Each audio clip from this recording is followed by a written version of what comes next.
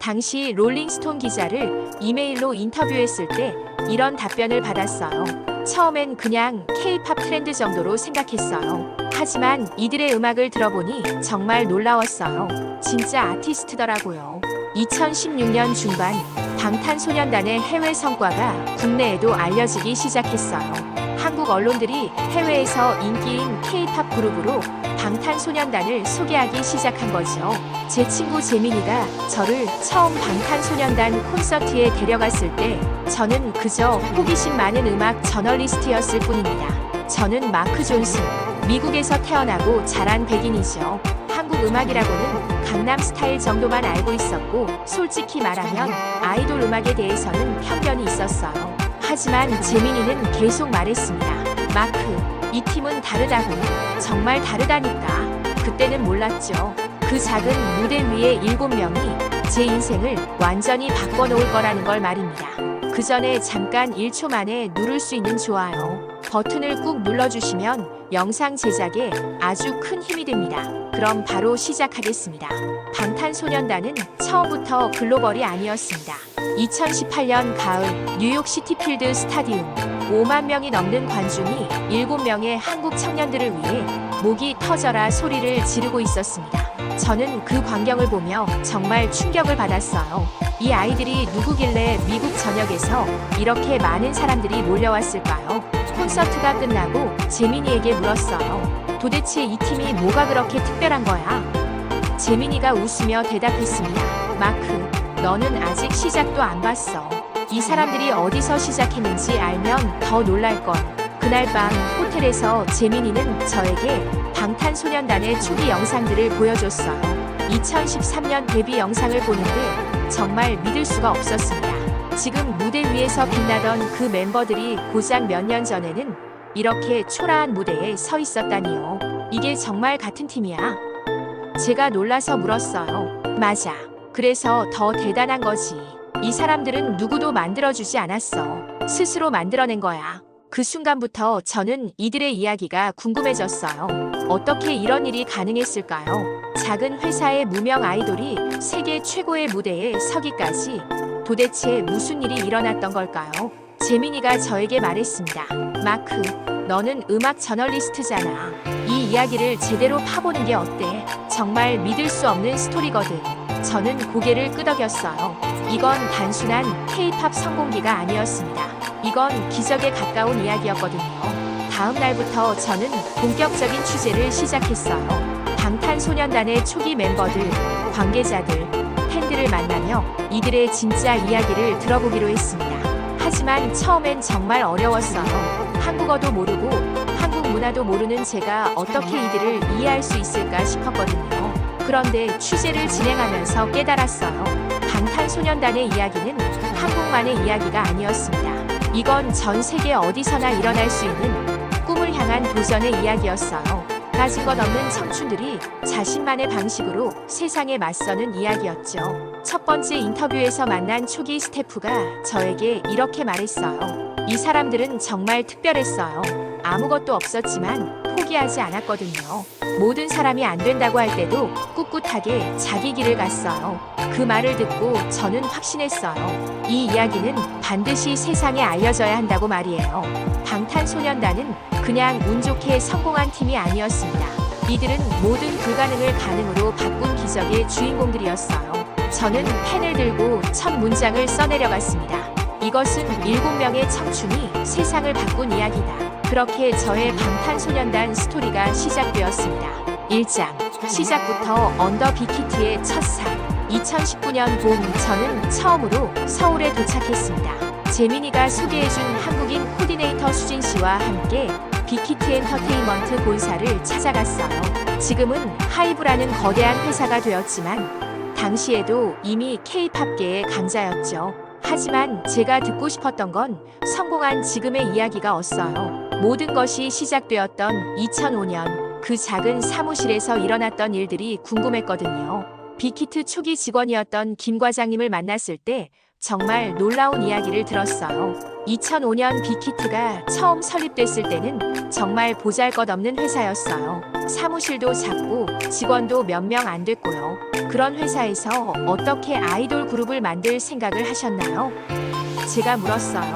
김 과장님이 쓴 웃음을 지으며 대답했습니다. 방 대표님이 정말 특별한 분이었어요. 음악에 대한 철학이 남달랐거든요. 방시혁 프로듀서의 이야기를 들으면서 저는 깨달았어요. 이분이야말로 방탄소년단 신화의 진짜 시작점이었구나 싶었죠. JYP에서 성공을 거둔 프로듀서가 왜 모든 걸 포기하고 새로운 도전을 시작했을까요? 수진 씨가 설명해줬어요. 방 프로듀서님은 기존 아이돌 시스템의 한계를 느끼셨던 것 같아요. 좀 더 진정성 있는 음악을 하고 싶어 하셨거든요. 그 당시 K-팝 시장은 대형 기획사들이 완전히 장악하고 있었어요. SM, YG, JYP 이 세 회사가 아니면 성공하기 어려운 구조였죠. 그런 상황에서 신생회사가 아이돌을 만들겠다고 나선 건 정말 무모한 도전이었어요. 처음에 투자자들 반응은 어땠나요? 제가 물었어요. 김 과장님이 한숨을 쉬며 말했습니다. 다들 미쳤다고 했죠. 아이돌 시장에 신규 진입이 얼마나 어려운데 뭘 믿고 시작하느냐고요. 하지만 방시혁 프로듀서는 포기하지 않았어요. 오히려 차별화된 전략을 세웠죠. 기존 아이돌과는 완전히 다른 콘셉트, 진정성 있는 음악으로 승부하겠다는 것이었어요. 2010년 운명적인 만남이 일어났습니다. 한 고등학생이 빅히트 오디션을 보러 왔어요.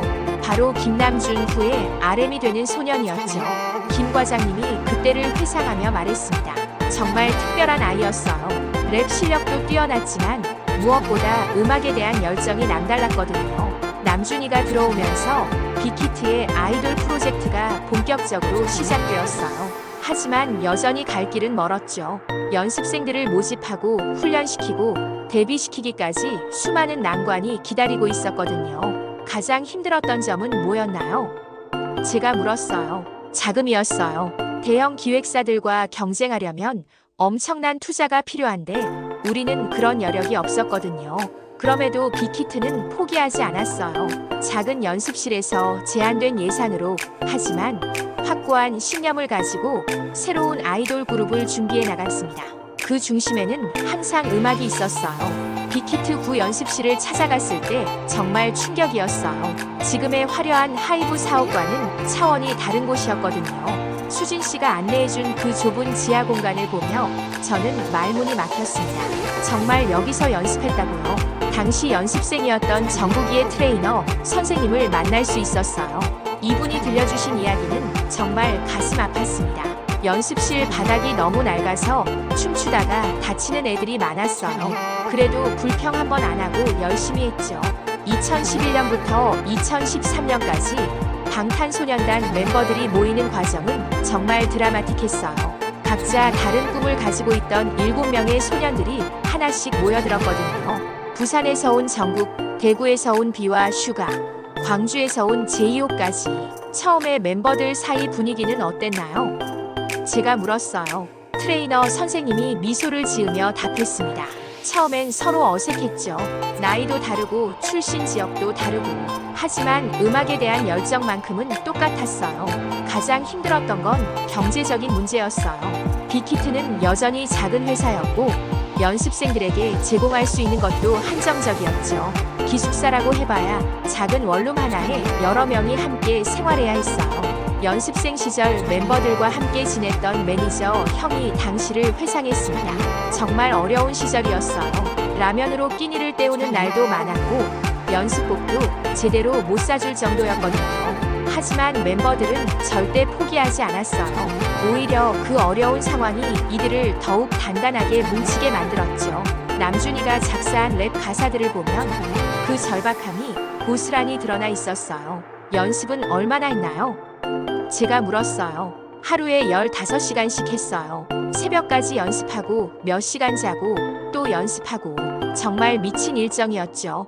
2012년 말 드디어 데뷔 준비가 본격화되었어요. 하지만 문제는 산적해 있었습니다.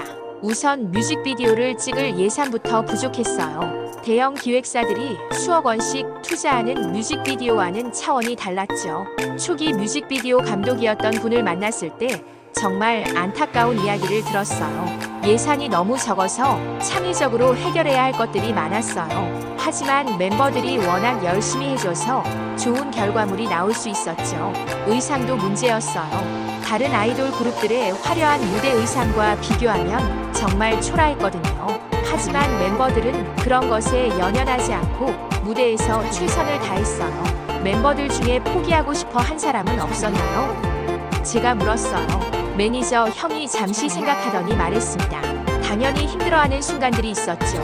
하지만 서로를 다독이며 버텨냈어요. 특히 남준이의 역할이 컸다고 하더군요. 리더로서 멤버들을 이끌면서도 작사와 작곡에도 참여하며 팀의 음악적 방향성을 잡아나갔어요. 불과 19살의 소년이 감당하기엔 너무 무거운 책임이었죠. 연습 과정에서 가장 기억에 남는 건 멤버들 간의 우정이었다고 해요. 힘들고 지칠 때마다 서로를 격려하고 함께 꿈을 키워나갔거든요. 그 순수한 열정이 바로 방탄소년단의 진짜 힘이었어요. 데뷔를 앞두고 어떤 기분이었나요? 제가 물었어요. 두려웠어요. 과연 사람들이 우리 음악을 들어줄까 싶었거든요. 하지만 동시에 기대도 됐어요. 드디어 우리만의 이야기를 세상에 들려줄 수 있으니까요. 2013년 6월 13일 드디어 데뷔 무대에 오르는 날이 다가왔습니다. 아무도 주목하지 않는 신인 아이돌 그룹이었지만 이들의 가슴 속에는 세상을 바꿀 꿈이 뜨겁게 타오르고 있었어요. 2013년 6월 13일 M 카운트다운 무대. 저는 그날의 영상을 수십 번 돌려봤어요. 7명의 소년들이 처음으로 No More Dream을 부르는 모습이었죠. 그런데 댓글창은 정말 참혹했습니다. 또 아이돌이야? 래퍼라고? 촌스럽다는 말들로 가득했어요. 당시 방송 관계자를 만났을 때 그분이 솔직하게 말해주셨어요. 처음 봤을 때는 솔직히 별로였어요. 기존 아이돌들과 뭔가 달랐는데 그게 좋은 의미는 아니었거든요. 데뷔 앨범 이쿨사스쿨은 차트에서도 별다른 주목을 받지 못했어요. 음악 프로그램에서도 1위는커녕 상위권에도 들지 못했죠. 당시 음악계는 이미 완성된 시스템 안에서 움직이고 있었거든요. 초기 팬이었던 분을 만났을 때 정말 뭉클한 이야기를 들었어요. 처음에는 팬이 정말 적었어요. 팬사인회에 가면 자리가 텅텅 비어 있었거든요. 그래도 멤버들은 한 명 한 명에게 정성껏 대해줬어요. 특히 힙합 커뮤니티의 반응은 더욱 차가웠어요. 아이돌이 힙합을 한다는 것 자체를 인정하지 않는 분위기였거든요. 언더그라운드 힙합 관계자를 만났을 때 그분이 당시를 회상했습니다. 솔직히 처음엔 우리도 곱게 보지 않았어요. 아이돌이 진짜 힙합을 할 수 있을까 의심스러웠거든요. 하지만 시간이 지나면서 생각이 바뀌었다고 하더군요. 이 애들은 진짜였어요. 특히 남준이는 정말 실력이 있었거든요. 멤버들에게 가장 힘들었던 건 무관심이었어요. 아예 욕을 먹는 것보다 존재 자체를 인정받지 못하는 게 더 괴로웠죠. 당시 매니저가 말해주었어요. 방송국에 가도 대기실이 구석진 곳이었고 스타일리스트도 제대로 배정받지 못했어요. 하지만 이런 상황 속에서도 희망의 싹은 자라고 있었어요. 바로 소수지만 진심으로 이들을 응원하는 팬들이 생기기 시작한 거죠. 이들이 바로 후에 아미라고 불리게 되는 사람들이었어요. 초기 아미 중 한 분을 만났을 때 정말 감동적인 이야기를 들었어요. 다른 아이돌들과 뭔가 달랐어요. 진정성이 느껴졌거든요. 가사도 깊이 있고 무대에서의 열정도 남달랐어요. 2013년 말 첫 정규 앨범 준비를 하면서 멤버들은 더욱 절박해졌어요. 데뷔 앨범이 큰 성과를 내지 못했기 때문에 이번이 마지막 기회일 수도 있었거든요. 회사 내부에서도 걱정하는 목소리가 나왔다고 해요.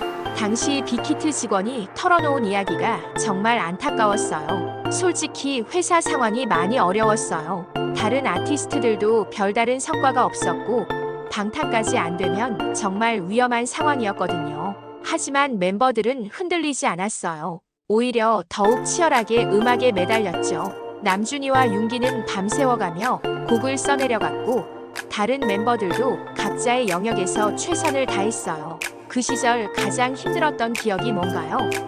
제가 물었을 때 한 관계자가 이렇게 답했어요. 멤버들이 무대에서 내려와서 우는 모습을 본 적이 있어요. 열심히 했는데 반응이 없으니까 얼마나 속상했겠어요. 그럼에도 포기하지 않을 수 있었던 건 서로에 대한 믿음 때문이었어요. 7명이 함께라면 어떤 어려움도 이겨낼 수 있다는 확신이 있었죠. 그리고 무엇보다 자신들의 음악에 대한 자부심이 있었어요. 인터넷에서는 여전히 조롱이 계속됐어요. 중두병 컨셉, 뒷북 힙합이라는 말들이 따라다녔죠. 하지만 이들은 그런 말들에 흔들리지 않고 묵묵히 자신들의 길을 걸어갔어요. 2014년이 되면서 조금씩 변화의 조짐이 보이기 시작했어요. 소수지만 이들의 음악을 진심으로 이해하는 사람들이 늘어나고 있었거든요. 특히 해외에서 먼저 반응이 오기 시작했어요. 그 무렵 한 음악 평론가를 만났는데 그분이 인상 깊은 말을 해주셨어요. 처음엔 저도 회의적이었어요. 하지만 이 아이들의 음악을 들어보니 진짜 이야기가 있더라고요. 단순히 상업적인 음악이 아니었어요. 2014년부터 2015년까지 방탄소년단은 정말 애매한 위치에 있었어요. 완전한 실패작도 아니었지만 성공작이라고 하기엔 부족했죠.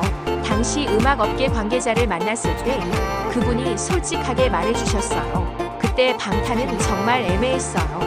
계속 밀어줘야 할지 말지 고민이 많았거든요. 특히 스쿨 3부작이라고 불리는 시리즈를 발표하면서 멤버들은 더욱 혼란스러웠어요. 학교 폭력, 입시 경쟁, 사회적 압박 같은 무거운 주제들을 다루다 보니 대중성에서는 멀어지는 것 같았거든요. 당시 음악방송 PD를 만났을 때 흥미로운 이야기를 들었어요.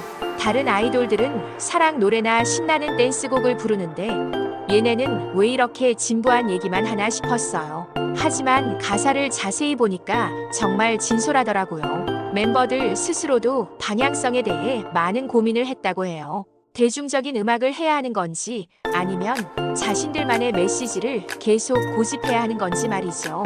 당시 작업에 참여했던 프로듀서가 그때를 회상했습니다. 남준이가 정말 많이 고민했어요. 회사에서는 좀 더 대중적인 음악을 원했는데 본인은 하고 싶은 이야기가 따로 있었거든요. 결국 방탄소년단은 자신들의 신념을 선택했어요. 비록 차트 성적은 아쉬웠지만요. 그 무렵 한국 힙합씬에서는 방탄소년단에 대한 논란이 일어났어요. 아이돌인데 진짜 힙합을 한다고 주장하는 게 맞느냐는 거였죠. 특히 일부 래퍼들이 공개적으로 디스를 하기도 했어요. 당시 논란의 중심에 있었던 래퍼를 만났을 때 그분이 솔직하게 말해주셨어요. 그때는 정말 화가 났어요. 아이돌이 힙합을 한다고 말도 안 된다고 생각했거든요. 하지만 지금 보니까 제가 편견이 있었던 것 같아요. 이런 논란들 속에서 멤버들은 더욱 치열하게 자신들을 증명해야 했어요. 특히 랩라인인 남준, 윤기, 호석은 밤낮 없이 작업실에서 곡을 쓰고 또 썼죠. 그들의 가사에는 당시의 분노와 절망이 고스란히 담겨 있었어요. 가장 힘들었던 순간이 언제였나요? 제가 물었을 때 당시 매니저가 이렇게 답했어요. 2015년 초였던 것 같아요. 정말 앞이 안 보였거든요. 팬들은 있었지만 일반 대중의 관심은 여전히 부족했어요. 하지만 그런 어려운 시기에도 희망의 신호는 있었어요. 바로 해외 팬들의 반응이었죠. 유튜브를 통해 방탄소년단의 음악을 접한 외국 팬들이 하나둘씩 늘어나고 있었거든요. 초기 해외 팬 중 한 분을 화상으로 인터뷰했을 때 정말 감동적인 이야기를 들었어요. 처음엔 오모어드림을 봤을 때 충격이었어요. 이렇게 진솔한 메시지를 담은 K-팝이 있다니 믿을 수 없었거든요. 특히 아시아 지역에서의 반응이 뜨거웠어요. 일본, 태국, 필리핀 등에서 방탄소년단의 음악에 공감하는 젊은이들이 늘어나고 있었죠. 이들은 한국어를 이해하지 못해도 멤버들의 진심만은 느낄 수 있었어요. 2015년 중반 화양연화 시리즈를 준비하면서 멤버들에게 전환점이 찾아왔어요. 좀 더 성숙해진 음악, 더 깊어진 메시지를 담을 수 있게 된 거죠. 당시 앨범 작업에 참여했던 스태프가 말해주었어요. 그때부터 확실히 달라지는 게 느껴졌어요. 멤버들의 실력도 늘었고 음악적 완성도도 높아졌거든요. 무엇보다 자신감이 생긴 것 같았어요. 하지만 여전히 국내에서의 인지도는 아쉬웠어요. 다른 아이돌 그룹들에 비해 음악 방송 1위도 쉽게 나오지 않았고 대형 시상식에서도 주요 상을 받지 못했죠. 그럼에도 멤버들은 절대 포기하지 않았어요. 오히려 그런 상황을 발판 삼아 더욱 열심히 했죠. 무대 위에서만큼은 누구보다 뜨겁게 진정성 있게 자신들의 이야기를 들려줬어요. 당시를 지켜본 한 음악 평론가가 인상 깊은 말을 해주셨어요. 방탄소년단은 인정받기 위해 음악을 하는 팀이 아니었어요. 하고 싶은 이야기가 있어서 음악을 하는 팀이었거든요. 그게 결국 이들의 힘이 됐다고 생각해요. 2015년 말이 되면서 조금씩 변화의 바람이 불기 시작했어요. 해외에서의 성과가 국내에도 알려지기 시작했고 음악 관계자들도 이들을 다시 주목하기 시작했거든요. 2015년 말 저는 정말 흥미로운 현상을 발견했어요.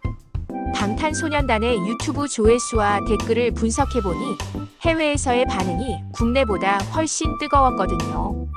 특히 미국, 브라질, 동남아시아에서 온 댓글들이 압도적으로 많았어요. 당시 빅히트 디지털 마케팅 담당자를 만났을 때 정말 놀라운 이야기를 들었어요. 처음엔 저희도 몰랐어요. 그런데 어느 순간부터 해외 조회수가 급격히 늘어나기 시작했거든요. 뭔가 특별한 일이 일어나고 있다는 걸 느꼈죠. 가장 큰 변화는 팬들이 만든 콘텐츠였어요. 리액션 비디오, 커버 댄스, 번역 자막까지 팬들이 직접 만들어서 공유하기 시작한 거죠. 이런 건 기존 K-팝에서는 볼 수 없었던 현상이었어요. 미국에서 방탄소년단 리액션 비디오를 만들기 시작한 유튜버를 화상으로 인터뷰했어요. 처음에는 그냥 재미로 시작했어요. 근데 이 사람들 음악이 정말 특별하더라고요. 단순히 K-팝이 아니라 진짜 아티스트였어요. 특히 팬들의 번역 작업이 대단했어요. 한국어 가사를 영어, 스페인어, 포르투갈어 등 수십 개 언어로 번역해서 전 세계에 퍼뜨렸거든요. 이런 건 어떤 기획사도 할 수 없는 일이었죠. 브라질 팬클럽 대표를 화상으로 만났을 때 정말 감동적인 이야기를 들었어요. 저희는 한국어를 몰라도 이들의 메시지를 이해할 수 있었어요. 청춘의 아픔, 꿈에 대한 열망, 그런 것들이 국경을 초월하더라고요. 2016년 초 방탄소년단이 첫 해외 투어를 시작했을 때 정말 놀라운 광경이 펼쳐졌어요. 수천 명의 외국 팬들이 한국어로 떼창을 하는 모습이었죠. 당시 투어 스태프가 그때를 회상했습니다. 정말 소름이 돋았어요. 멤버들도 처음엔 믿을 수 없어 했거든요. 자기들 노래를 이렇게 많은 외국인들이 따라 부르다니 말이에요. 특히 아미라는 팬덤 문화가 만들어지는 과정이 흥미로웠어요. 단순히 아이돌을 좋아하는 팬이 아니라 방탄소년단의 메시지에 공감하고 함께 성장하는 공동체가 형성된 거죠. 초기 아미 멤버 중 한 분을 만났을 때 이런 말을 해주셨어요. 다른 팬덤과는 달랐어요. 우리는 그냥 좋아하는 게 아니라 이들과 함께 꿈을 꾸고 있다는 느낌이었거든요. 소셜미디어의 역할도 컸어요. 트위터, 인스타그램을 통해 전 세계 팬들이 실시간으로 소통하며 방탄소년단을 응원했거든요. 이런 글로벌 연대는 K-팝 역사상 처음 있는 일이었어요. 당시 소셜미디어 분석가를 만났을 때 흥미로운 분석을 들었어요. 방탄소년단 팬들의 온라인 활동 패턴이 정말 독특했어요. 단순히 소비하는 게 아니라 적극적으로 참여하고 창조하더라고요. 팬들이 만든 아트워크, 팬픽션, 심지어 학술 논문까지 나오기 시작했어요. 방탄소년단은 단순한 아이돌을 넘어서 하나의 문화 현상이 되고 있었던 거죠. 해외 음악 매체들도 이런 현상에 주목하기 시작했어요. 빌보드, 롤링스톤 같은 유명 매체에서 방탄소년단에 대한 기사를 쓰기 시작한 거죠. 물론 처음에는 K-팝의 신기한 현상 정도로 다뤘지만요. 하지만 여전히 국내에서는 반신반의하는 분위기였어요. 정말로 해외에서 그렇게 인기가 있는 건지 의심스러워하는 사람들이 많았거든요. 그런 의심을 깨트린 결정적인 사건이 일어났어요. 바로 빌보드 소셜 50 차트에서 1위를 차지한 거였죠. 이건 한국 가수로는 처음 있는 일이었어요. 당시 빅히트 관계자가 그때를 회상했어요. 정말 믿을 수 없었어요. 빌보드에서 연락이 왔을 때 장난인 줄 알았거든요. 하지만 정말이었어요. 드디어 우리가 세계 무대에 올랐구나 싶었죠. 하지만 이건 시작에 불과했어요. 진짜 폭발은 아직 오지 않았거든요. 2016년 말 새로운 앨범 윙스를 준비하면서 방탄소년단은 완전히 다른 차원으로 도약할 준비를 하고 있었어요. 2016년 10월 10일.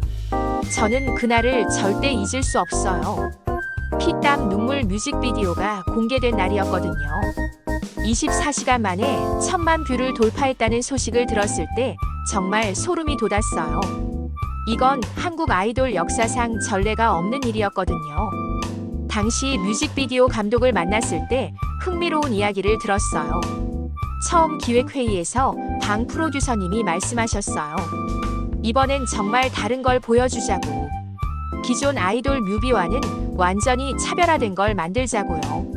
정말 그랬어요.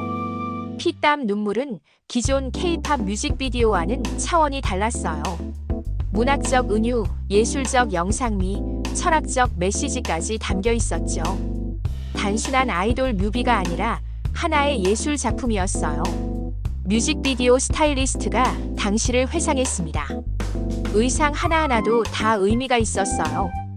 단순히 예쁜 옷을 입히는 게 아니라 스토리텔링의 일부였거든요. 멤버들도 그걸 이해하고 완벽하게 소화해냈어요. 하지만 진짜 충격은 음악 방송에서 일어났어요. 첫 주부터 1위를 휩쓸기 시작한 거죠. 그것도 압도적인 점수 차이로 말이에요.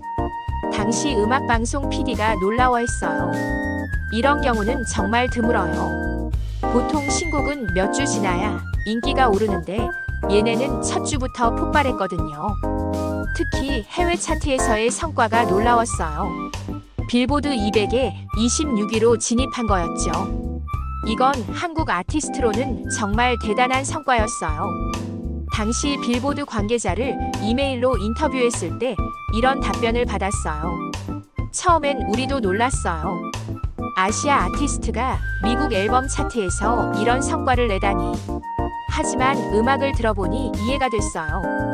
정말 퀄리티가 높았거든요. 그 무렵부터 한국 언론의 시선도 완전히 바뀌었어요. 더 이상 해외에서 인기인 K-팝 그룹 정도가 아니라 국위 선양하는 문화대사 취급을 받기 시작했거든요. 당시 한 방송국 예능 PD를 만났을 때 솔직한 이야기를 들었어요. 전에는 방탄을 별로 주목 안 했어요. 그런데 피땀 눈물 이후로는 완전히 달라졌죠. 이제는 우리가 먼저 연락을 드리게 됐어요. 멤버들 자신도 이런 변화에 당황스러워했다고 해요. 하루아침에 모든 게 바뀐 거였으니까요. 당시 매니저가 그때를 회상했습니다. 멤버들이 정말 혼란스러워했어요. 갑자기 너무 많은 관심이 쏟아지니까 어떻게 대처해야 할지 모르겠다고 하더라고요. 하지만 가장 중요한 건 멤버들이 변하지 않았다는 점이었어요. 인기가 폭발했음에도 불구하고 여전히 진정성 있는 음악을 하려고 노력했거든요. 성공에 취하지 않고 더욱 겸손해졌어요. 2017년 초 미국 진출 본격화가 시작됐어요. 빌보드 뮤직 어워드 소셜 아티스트 상 후보에 오른 거였죠. 저스틴 비버, 셀레나 고메즈 같은 세계적 스타들과 함께 후보에 오른 건 정말 놀라운 일이었어요. 당시 빌보드 뮤직 어워드 관계자를 만났을 때 이런 말을 들었어요. 처음에는 K-팝 그룹이 후보에 오른다는 걸 믿을 수 없었어요. 하지만 소셜미디어 영향력을 보니 정당한 후보였어요. 그리고 정말 기적 같은 일이 일어났어요. 방탄소년단이 빌보드 뮤직 어워드에서 소셜 아티스트 상을 수상한 거였죠. 저스틴 비버를 제치고 말이에요. 전 세계가 충격에 빠졌어요. 시상식 현장에 있었던 기자를 만났을 때 그때의 분위기를 들을 수 있었어요. 정말 역사적인 순간이었어요. 한국어로 수상 소감을 말하는데 전 세계가 박수를 쳤거든요. 언어의 장벽을 완전히 넘어선 순간이었어요. 하지만 진짜 폭발은 그 다음에 일어났어요. 2017년 9월 러브 유어셀프 허 앨범이 빌보드 200에서 7위를 기록한 거였죠. 이건 한국 아티스트 최고 기록이었어요.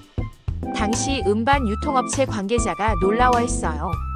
미국에서 한국어 앨범이 이렇게 팔린다는 게 정말 믿기지 않았어요. 번역도 안 된 앨범이 빌보드 톱10에 들다니요. 그해 11월 아메리칸 뮤직 어워드에서 첫 미국 무대를 가졌을 때 정말 감동적이었어요. 전 세계가 지켜보는 가운데 한국어로 DNA를 부르는 모습이었죠. 현장에 있었던 관객을 인터뷰했을 때 이런 말을 들었어요. 언어는 몰랐지만 감동이 전해졌어요. 이 사람들의 열정과 진정성이 느껴졌거든요. 정말 대단한 무대였어요. 2017년 말 방탄소년단은 완전히 다른 존재가 되어 있었어요. 더 이상 K-팝 아이돌이 아니라 글로벌 아티스트였죠. 하지만 이건 시작에 불과했어요. 진짜 레전드는 아직 오지 않았거든요. 2018년 9월 24일 뉴욕 UN 본부. 저는 그날 현장에 있었어요. 한국의 아이돌 그룹이 UN 연설대에 서는 역사적인 순간을 목격하기 위해서였죠. 남준이가 마이크 앞에 섰을 때 전 세계 193개국 대표들이 조용히 귀를 기울이는 모습은 정말 소름 돋는 광경이었어요. 여러분의 이름은 무엇입니까? 여러분의 목소리는 무엇입니까? 여러분의 꿈은 무엇입니까? 남준이의 목소리가 UN 총회장에 울려 퍼졌을 때 저는 눈물이 났어요. 몇 년 전만 해도 조롱받던 소년이 이제 전 세계에 희망의 메시지를 전하고 있었거든요. UN 관계자를 만났을 때 정말 의미 깊은 이야기를 들었어요. 처음 방탄소년단 연설 제안을 받았을 때 반신반의했어요. 하지만 이들의 영향력과 메시지를 보고 확신했죠. 이 사람들이야말로 진짜 변화를 만들 수 있는 사람들이라고요. 특히 러브 마이셀프 캠페인의 영향력이 대단했어요. 청소년 폭력 근절과 자존감 회복을 위한 이 캠페인에 전 세계 수백만 명이 동참했거든요. 단순한 팬덤 활동을 넘어서 사회적 운동이 된 거였죠. 캠페인 담당자가 당시를 회상했습니다. 처음엔 K-팝 팬들의 일회성 이벤트 정도로 생각했어요. 하지만 시간이 지나면서 정말 의미 있는 변화들이 일어나기 시작했어요. 전 세계 젊은이들이 자신을 사랑하는 법을 배워가고 있었거든요.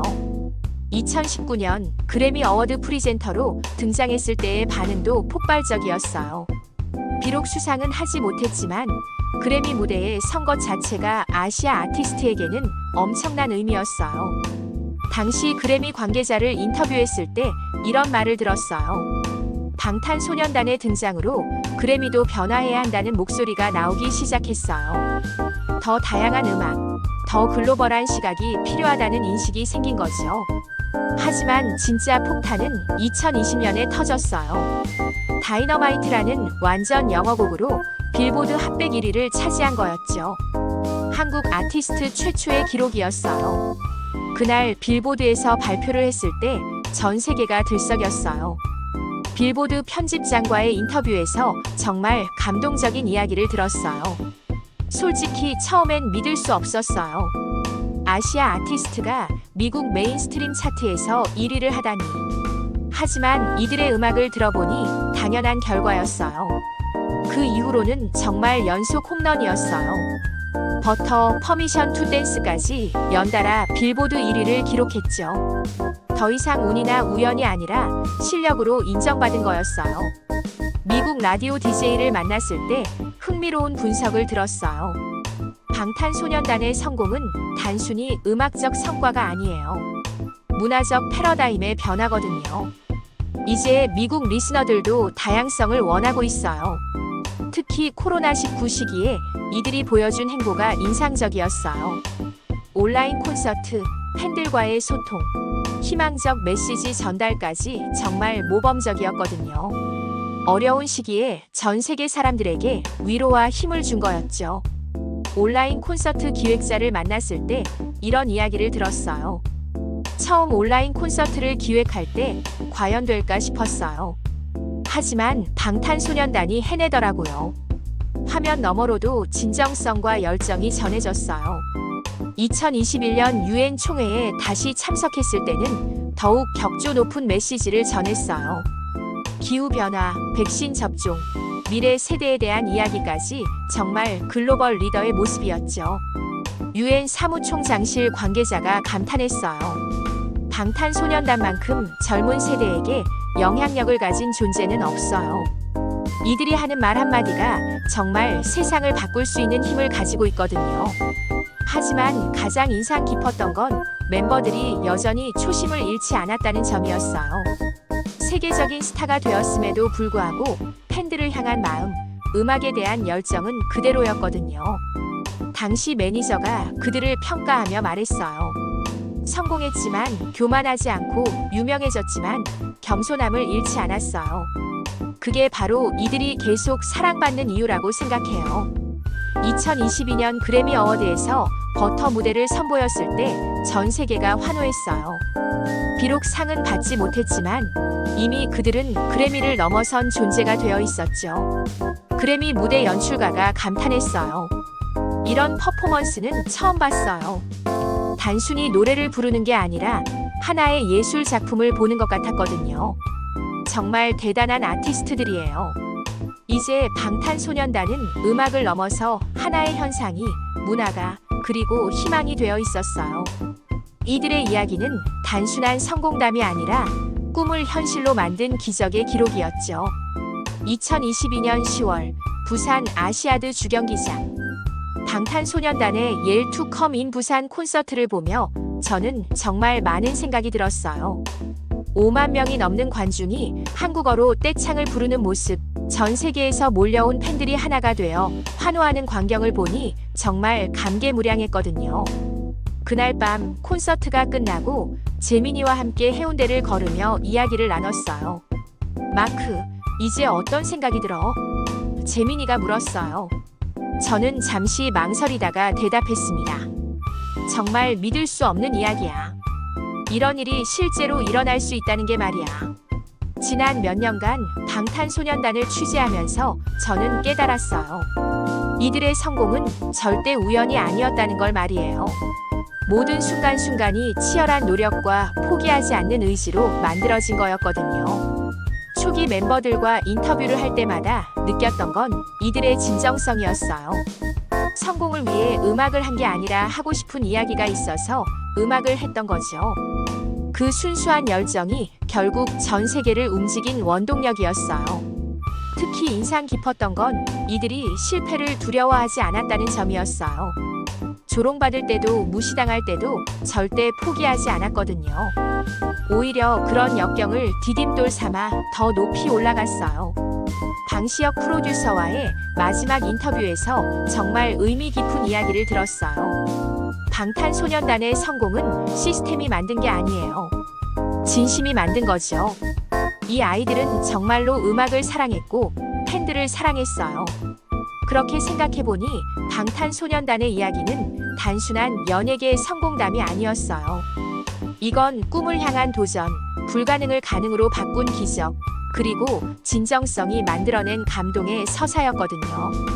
미국에서 만난 한 음악 평론가가 이런 말을 해줬어요. 방탄소년단은 K-팝을 넘어섰어요.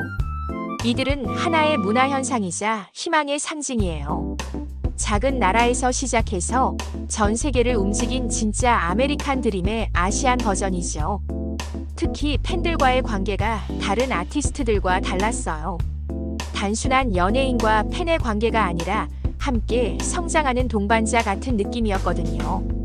아미라는 팬덤도 그냥 만들어진 게 아니라 진정성을 바탕으로 자연스럽게 형성된 거였어요. 전 세계 아미들을 인터뷰하면서 공통적으로 들었던 말이 있어요. 방탄소년단은 우리에게 꿈을 꿀 용기를 줬어요.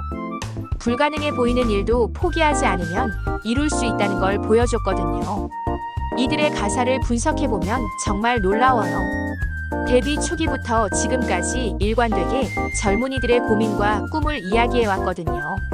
학교 폭력, 입시 경쟁, 사회적 압박, 자존감, 꿈과 현실의 괴리까지 정말 진솔한 메시지들이었어요. 한국 문학 평론가를 만났을 때 흥미로운 분석을 들었어요. 방탄소년단의 가사는 현대 젊은이들의 심리를 정말 정확하게 반영하고 있어요. 이들이야말로 진짜 시대의 대변자라고 할 수 있죠. 하지만 무엇보다 감동적이었던 건 이들이 성공 이후에도 변하지 않았다는 점이었어요. 여전히 음악에 대한 열정을 잃지 않았고 팬들을 향한 마음도 그대로였거든요. 오히려 더 큰 책임감을 가지고 좋은 영향력을 발휘하려고 노력했어요. 2023년 멤버들의 입대 소식이 전해졌을 때 전 세계가 아쉬워했어요. 하지만 동시에 이들이 보여준 책임감과 의리에 더욱 감동했죠. 개인의 성공보다 국가에 대한 의무를 먼저 생각하는 모습이었거든요. 마지막 인터뷰에서 만난 팬이 이런 말을 해줬어요. 방탄소년단은 우리에게 음악 이상의 것을 줬어요. 꿈을 포기하지 말라는 용기, 자신을 사랑하라는 메시지, 함께하면 무엇이든 가능하다는 희망을 줬거든요. 지금 돌이켜보면 방탄소년단의 이야기는 정말 완벽한 서사예요. 가진 것 없던 소년들이 꿈과 열정만으로 세상을 바꾼 이야기. 시스템이 아닌 진심으로, 계획이 아닌 신념으로 만들어낸 기적이었죠. 이들의 성공은 단순히 한국의 자랑이 아니에요. 전 세계 모든 젊은이들에게 희망을 준 진짜 영웅들의 이야기거든요. 불가능해 보이는 꿈도 포기하지 않으면 이룰 수 있다는 걸 몸소 보여준 거였어요. 방탄소년단. 이들은 K-팝을 넘어서 하나의 문화가 되었고 아이돌을 넘어서 진짜 아티스트가 되었으며 무엇보다 전 세계에 희망을 전하는 메신저가 되었어요. 이들의 이야기는 앞으로도 계속 전해질 거예요. 꿈을 꾸는 모든 이들에게 용기를 주는 영원한 레전드로 말이에요. 오늘의 사연은 여기까지입니다. 구독과 좋아요는 영상 제작에 아주 큰 힘이 됩니다. 지금까지 감동 연주회였습니다. 오늘도 우리 구독자님들의 가정에 따뜻한 행복이 가득하시길 진심으로 바라겠습니다. 긴 영상 끝까지 시청해주셔서 정말 감사합니다. 내일 더 좋은 이야기로 찾아뵙겠습니다. 감사합니다.